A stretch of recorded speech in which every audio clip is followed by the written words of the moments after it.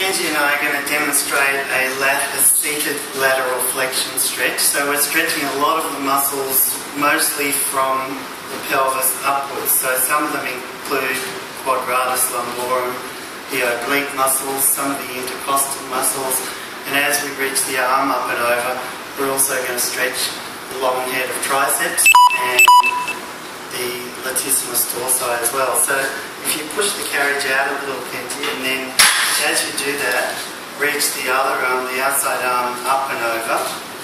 And the main thing here is to make sure that both sit bones stay on the carriage. Okay, and I can assist by holding if I come around to this side and place my hand here and hold that hip down, that'll make sure that the attachment points of some of these muscles stay anchored. Then what I can do is to push a little bit with this arm, and if you push the carriage out a little more again, how's that feel now? So that's the first position. The stretch can be enhanced quite a lot by breathing strongly because the rib cage down the bottom half of your trunk, or the other side of your trunk, won't be able to expand so much. So the deeper the breathing, the more expansion you get through those muscle groups here.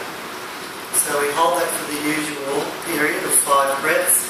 Then we contract by pushing the shoulder back into my hand here. 1, 2, 3, 4, 5. Take a breath in. And then to re-stretch, you can move the carriage out a little more. And then I again keep the pressure down through this arm and lean a little more onto this shoulder. How's that?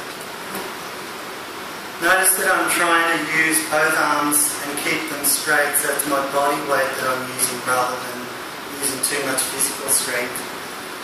If you stay there, Kenji, I'm going to go around to the other side and pull on her top arm.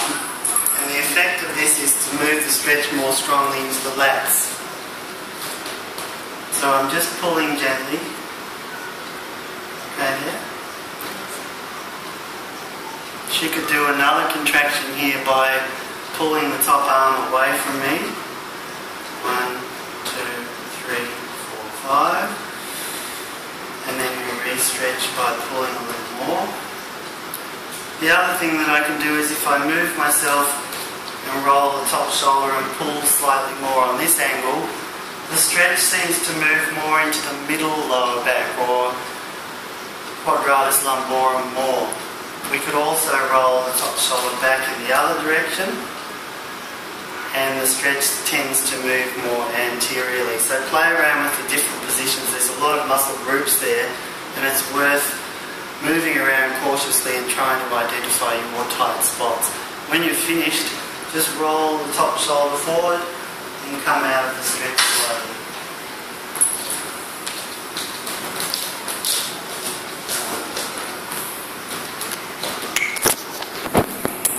I hope that was working.